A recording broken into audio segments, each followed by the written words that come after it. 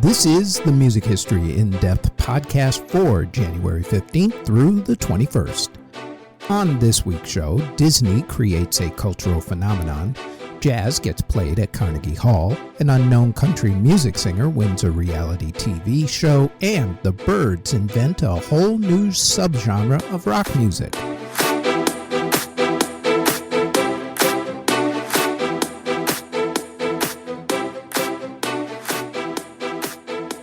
This show goes more in depth about some of the events that we put on our daily podcast, the Music History Today podcast, which drops every single day, including weekends, wherever you get your podcast from. Now, on to this week's episode.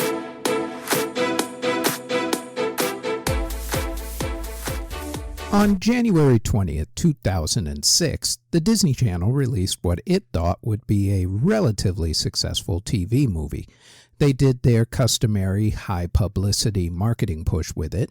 10 days earlier, on January 10th, they had released the soundtrack for it. Now, they waited to see if all that marketing and planning actually worked. In the 2000s, the Disney Channel was a force among the tweens and the teens. Shows like That's So Raven, Kim Possible, Hannah Montana, and many others gave it a lot of power with the kids' demographic. In 2002, Disney aired a musical episode of their show Even Stevens, starring a then-unknown Shia LaBeouf and Christy Carlson Romano. They also did a musical episode of another show, That's So Raven, starring a post-Cosby show Raven-Symoné.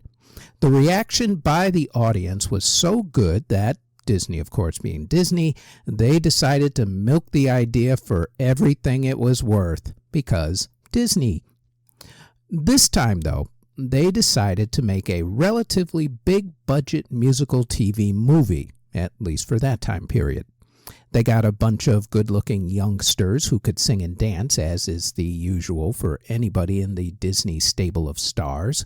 At that time, the only one who had any face recognition was Ashley Tisdale, who was a co-star on their show The Sweet Life with Zach and Cody, starring the Sprouse twins, Cole and Dylan. They got famed director and choreographer Kenny Ortega to direct and choreograph the movie. Screenplay duties went to Peter Barsocchini, and they filmed it in Salt Lake City, Utah, using East High School and Murray High School in Salt Lake for their school locations. The movie High School Musical was unleashed upon the world with the premiere on January 20th, 2006, and it premiered to critical applause and acclaim.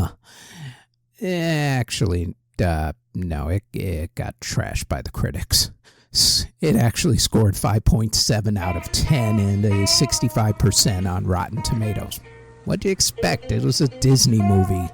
It was based on Shakespeare's Romeo and Juliet, but it wasn't meant to be taken as seriously as Shakespeare. Critic David Nusser said, quote, "It's difficult to imagine even the most die-hard fan of musicals finding anything here worth embracing." End quote. That's my snobbish musical critic's voice.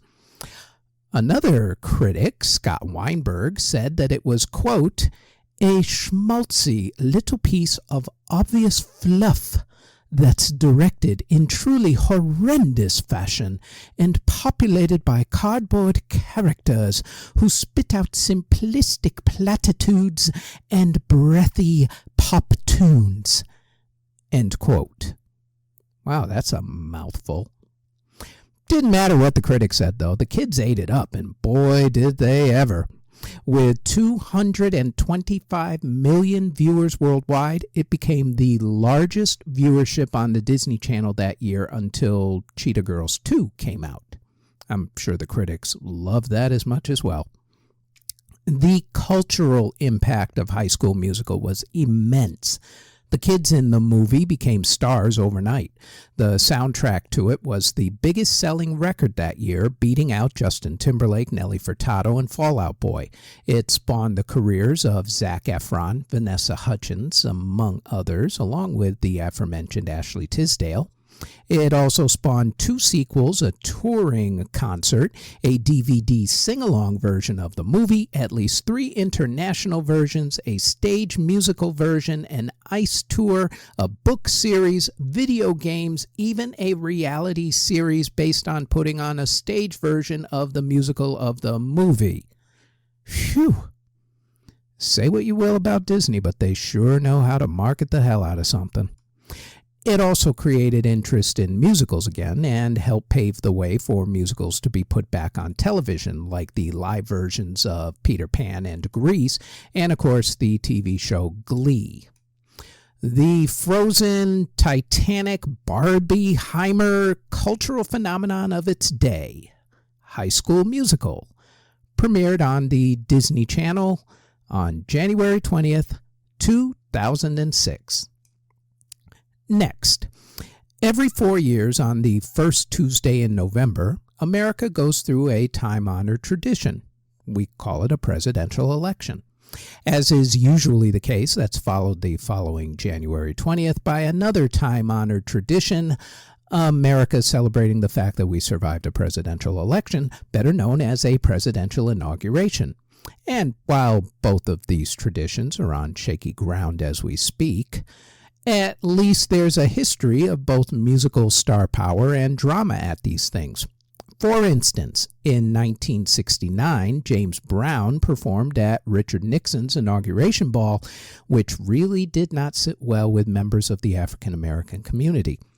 In 1985, opera star Jesse Norman performed at President Ronald Reagan's inauguration. In 1993, Melissa Etheridge, Katie Lang, and Janice Ian all publicly came out as being gay during President Bill Clinton's inauguration ball, the Triangle Ball, which was the first inauguration ball that was held for the LGBTQ community.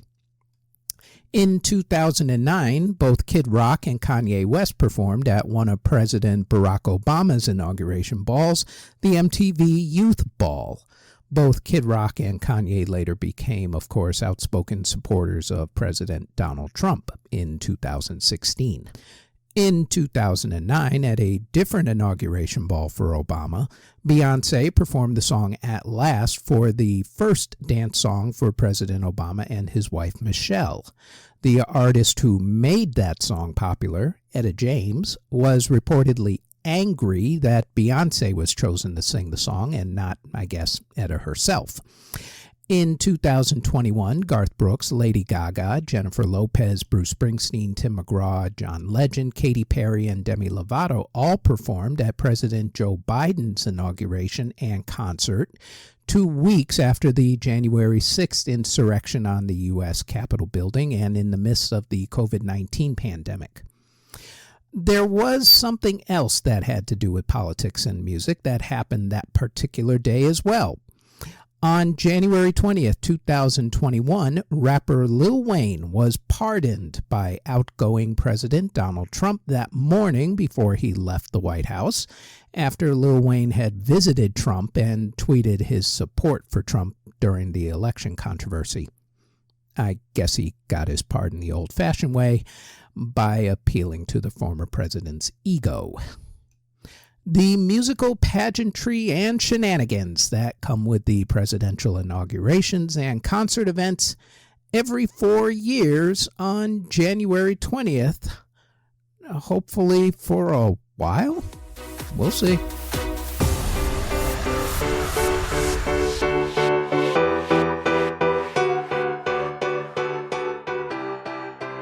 Before we go any further, we'd like to tell you about our other podcasts. The Music History Today podcast goes over the daily events in music history and drops daily, including weekends, on YouTube and wherever you get your podcasts.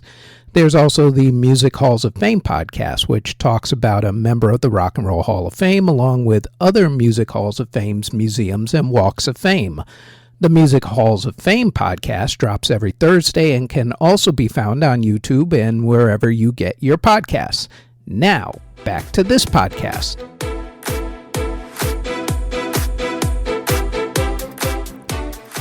In a lot of big cities of the world, there are certain concert venues that are considered highbrow, for lack of a better phrase.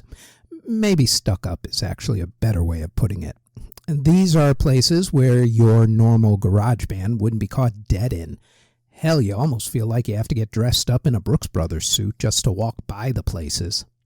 These places usually have ballet companies and classical music played in them. New York City has more than its fair share of them. Lincoln Center with the Metropolitan Opera House and Carnegie Hall for starters. Carnegie Hall once was the main concert place for the New York Philharmonic Orchestra. It's a pretty prestigious place for a musician to play, actually. The old joke about how do you get to Carnegie Hall? Practice, practice, practice? Yeah, that still rings true. It's a nice little feather in the cap and a bucket list item for true musicians and artists everywhere. It has since opened its doors to other types of music, and this next event actually helped to jumpstart that. Back in the early part of the 20th century, jazz was not taken seriously in mainstream America. Looked at as black people's music the same way that rock and roll was looked at in the mid-20th century before Elvis broke through to the mainstream, jazz developed a following, but was not looked at in the same vein as classical music and standards even. It took swing music and its Pied Piper, Benny Goodman, to help begin to change people's opinions about that. In 1938, Benny Goodman and swing music were at the height of their power. Goodman was selling out concert halls all over America. He was a film and radio star. And one day, his publicist came to him with an idea. How about the band play Carnegie Hall? At first, Goodman laughed at the idea. It was kind of like Justin Bieber playing at the Metropolitan Opera House, even to this day. Then, Goodman started to talk himself into doing the show. He had not only his band, but also members of the Count Basie and Duke Ellington orchestras to play at this concert. Top ticket prices went for $2.75, which was a lot of money back in the day, especially with the Great Depression still going around and the steady drumbeats of World War II coming ever so much closer to American shores. The concert itself was a smash, and although no one thought that it was recorded, it actually was. In fact, you can find the concert on CD and on certain streaming services.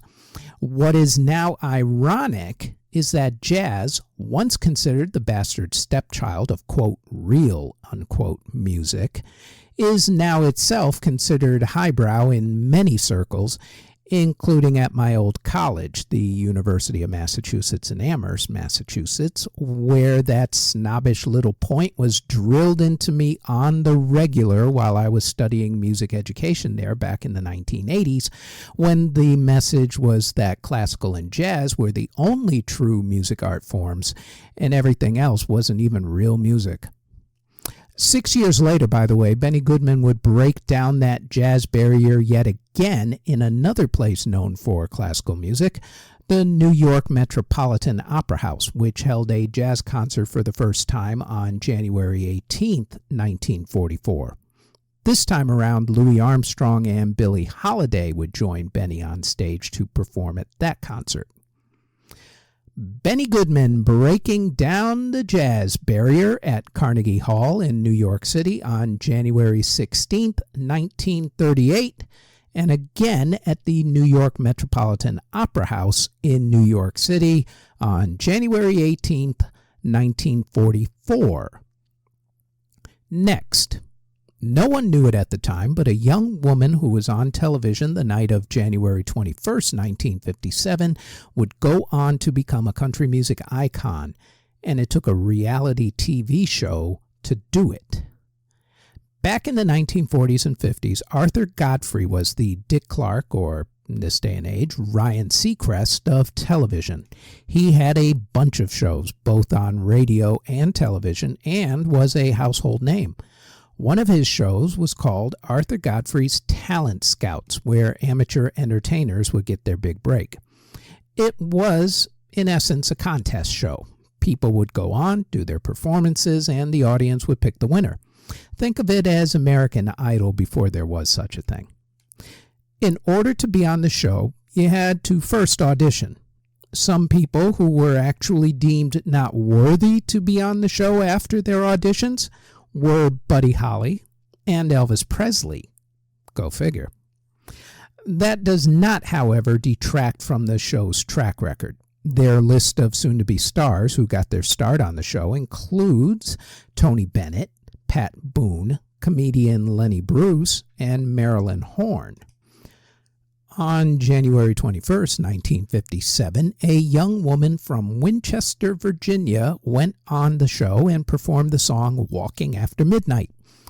She ended up winning the contest that night, and that was when the world first heard of Patsy Cline.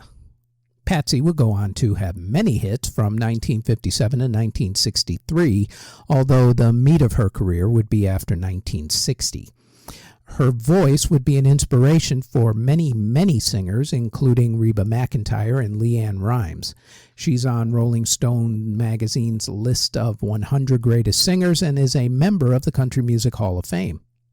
Unfortunately, Patsy was tragically killed in a plane crash in 1963.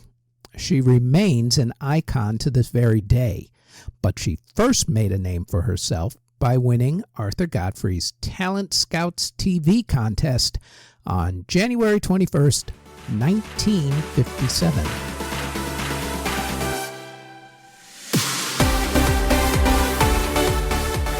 The group The Byrds was formed in 1964. The original group lineup was Roger McGuinn, David Crosby, Gene Clark, Chris Hillman, and Michael Clark. McGuinn, Crosby, and Gene Clark all came up doing the folk music coffee shop circuits, and while the three of them loved folk music, they were, like everybody else at the time, influenced by the rock music that was coming out of England. The three of them recruited Hillman and Michael Clark to complete their group. And what the Byrds wanted to do was to combine folk music with rock music and to bring in vocal harmonics to boot. While Bob Dylan was considered the king of folk music at that time, the Byrds brought folk music to the mainstream by doing this, along with also having McGuinn's signature Rickenbacker 360 12-string guitar, and the Byrds became one of the most influential groups of the 1960s. In 1964, the group was signed to Columbia Records. In January 1965, they entered Columbia Recording Studios in Hollywood to start work on their debut album. On June 21st, 1965, they released that debut album called Mr. Tambourine Man, which included, of course, a cover of Bob Dylan's song of the same name. The band got a copy of Dylan's song from Dylan's publisher. They listened to it, but they weren't really all that impressed with it. Roger McGuinn decided to play around with it a little. He changed the time signature from a 2/4 time to 4/4 time. He also decided to get the song away from its folk roots and give it more of a Beatles rock band feel, if you will. He didn't know it at the time, but by doing that, he had just invented the folk rock music subgenre. When they recorded the song, Mr. Tambourine Man, on January 20th, 1965 at Columbia Studios, their producer, Terry Melcher, didn't think that the group worked well as musicians together. Not quite yet, at least. So Terry kept Roger McGuinn's guitar playing and brought in Hall of Fame session musicians, the Wrecking Crew, to play on the songs Mr. Tambourine Man and the track's B-side, I Knew I'd Want You, making McGuinn the only original Byrds member to play an instrument on both tracks. Ironically, it was the Byrds version of Dylan's Mr. Tambourine Man that was the bellwether song to the folk mainstream revolution.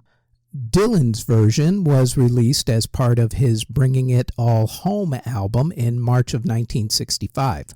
1 month later, with Dylan's blessing after he had heard their version and liked it, the Byrds released their cover version of the song with McGuinn doing lead vocal duties. The Byrds' version became a huge hit, hitting #1 in America, Great Britain, South Africa, and Ireland. It also became Dylan's first song to hit #1, although he didn't actually sing on this particular version. The Byrds' version is now considered not just the start of folk music's popularity in the mainstream, but also one of the greatest singles of all time, and the album Mr. Tambourine Man is considered one of the biggest and most important moments in pop music history. The Byrds' second album, Turn, Turn, Turn, was recorded in June to November of 1965 and was released on December 6, 1965. The album continued the group's innovative folk rock style and went to number 17 on the American Albums chart. The song, Turn, Turn, Turn, also became a huge hit, going to #1 in America. Their third album, The Fifth Dimension, was recorded from January to May 1966 and was released on July 18, 1966. It took the group into a new direction, moving them into psychedelic rock, especially with their 1966 song 8 Miles High. By 1967, the usual band tensions started to rear their ugly heads, and Gene Clark left the group due to anxiety issues, along with a really bad case of stage fright at that time. After their fourth album, 1967's Younger Than Yesterday, Michael Clarke and David Crosby wore out their welcome with Roger McGuinn and were bounced out of the Byrds in 1967. After a couple more albums, the Byrds helped to pioneer country rock with their 1968 album Sweetheart of the Rodeo, with songs like You Ain't Going Nowhere. Graham Parsons had actually joined the group by that point and was extremely influential with the recording of that particular album, which was recorded in Nashville and Hollywood between March and May of 1968. When it was released on August 30th, 1968, the reviews were mixed at best, with some critics who didn't actually like the blending of country and rock music. It also didn't do well on the charts, only getting as high as number 77 in America and not even charting overseas. However, it is credited as not only pioneering country rock, but also influencing a lot of future groups like the Eagles. Right around the release of Sweethearts of the Rodeo, Graham Parsons left the Byrds due to his opposition to the apartheid regime of South Africa, where the Byrds were slated to play. According to some people, though, Graham actually used it as an excuse to quit the band so he could go and hang with Keith Richards and the Rolling Stones, who had become his fast friends at that time. Chris Hillman left the Byrds in 1968 as well. The group continued on with McGuinn helming a new version of the Byrds until 1973, releasing 6 more albums. The original members came back in 1972 to 1973 to record what became their final album, Byrds, which was released on March 7, 1973. And then, well, the group broke up. McGuinn got together with Gene Clark and Chris Hillman from 1977 to 1981. Clark then got together a new version of the group from 1989 to 1991, but was sued by the original members of the group, who wanted to do a reunion of their own with the name The Byrds attached to their group. When the Byrds were inducted into the Rock and Roll Hall of Fame in 1991, the original 5 members showed up to accept and to also perform. It would be their last performance together as the full original lineup. The main thread during the group's 1964 to 73 run was Roger McGuinn, who was there throughout all of the versions of the 1964 to 1973 group. Gene Clark, who actually won the right to use the Byrds' name in that aforementioned lawsuit, was there on and off from 1964 to 67 and again from 72 to 73, and passed away from heart issues a few months after their Hall of Fame performance in 1991. Michael Clarke was there on and off from 64 to 67 and 72 to 73, and passed away from liver issues in 1993. David Crosby was there from 64 to 67 and again 72 to 73, and he ended up passing away in 2023 from COVID-19 complications.